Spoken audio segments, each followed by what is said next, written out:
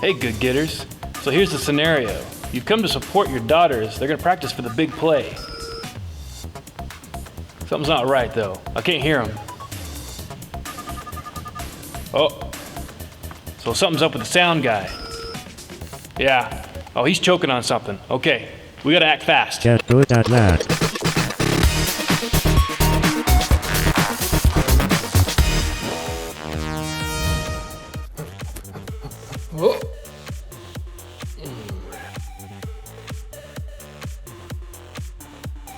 Whoa.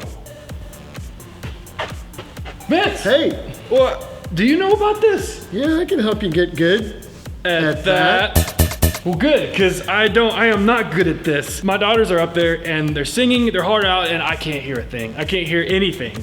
I don't know look at all this. What a mess. Well, you could probably start by finding the channel that's labeled for what they're doing. These names. Ah, names, yes, the names. And so it might be this one. It might be this one right here. Oh, the center one. Yeah. All right. So now what do I do? There So it is. It looks like it's muted. Ah! Unmuted. Yeah. Okay. Unmuted. I'll just push that and And we still don't hear. I don't hear Yeah. I don't hear Oh, them. looks like the fader is all the way at the bottom. This is the fader. Yeah, So it's like a volume. like a volume knob. Okay, so let's just crank it up. Just bring it on. There it is, and whoa. Can we fade it back down? Okay, Go let's the just, opposite direction. there we go. That was tremendous. Okay, that was fun, but really I do want to talk more about mixing boards, and let's just start with the basics. So let's pretend that this is being recorded to go onto a radio. Let's say it's a little boombox, little ghetto blaster kind of thing. 2 speakers, right?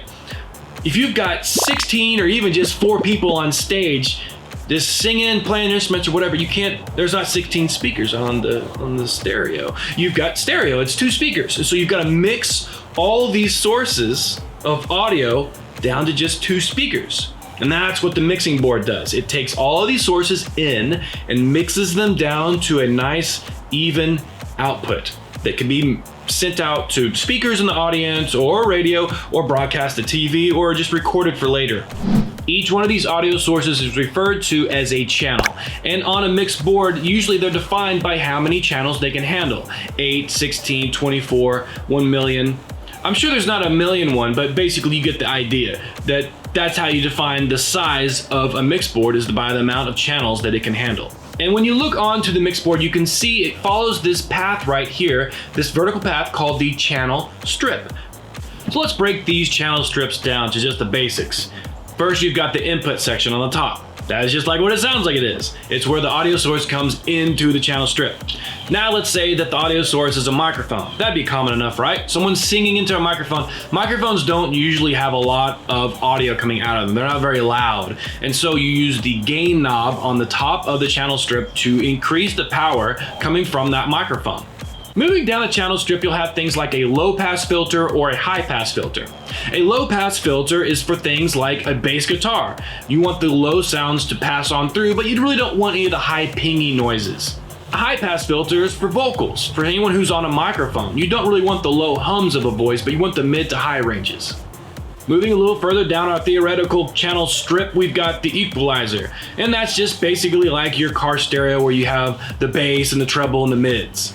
And right below the equalizer on our channel strip, we have something that says aux. aux1, aux2, AUX. This stands for auxiliary, and this is basically a way to route the audio out of the mix board into some other device you've bought, some other special effect that you want to apply to that sound, and then comes back into the channel. And finally, at the bottom of our channel strip, we have the fader. This is the one you really notice because it's the largest part. You're going to have at the top of the fader a pan knob. Pan is just left or right. Do you want this to go more to the right speaker or more to the left speaker? And underneath that, you'll have something like solo or mute. Now, solo means you don't want to hear anything else. You only want to hear this one channel. So you solo it. That's quick and easy enough, right?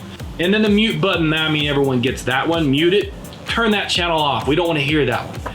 So solo and mute makes sense. I want to only hear this channel, or I only don't want to hear this channel.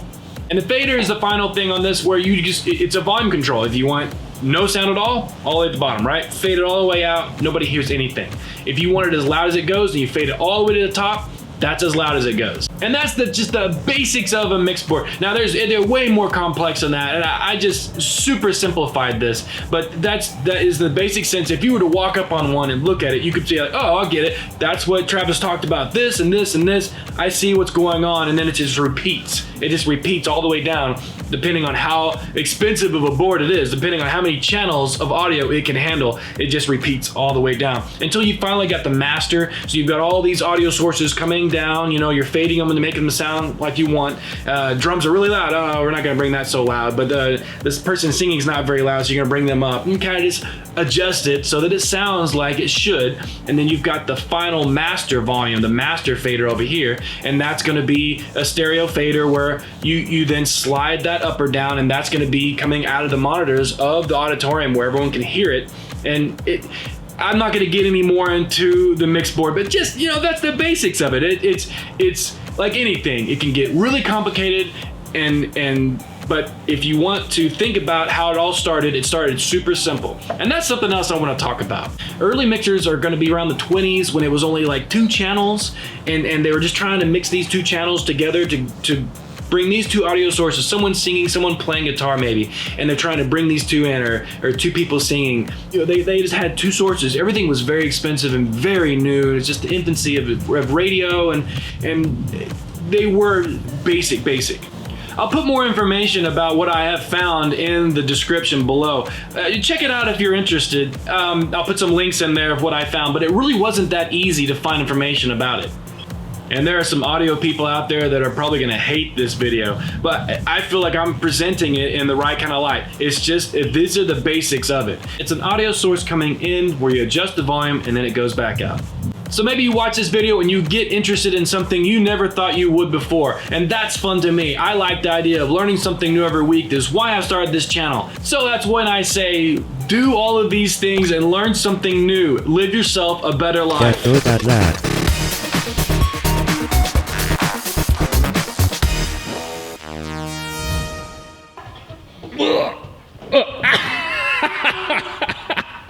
That's great.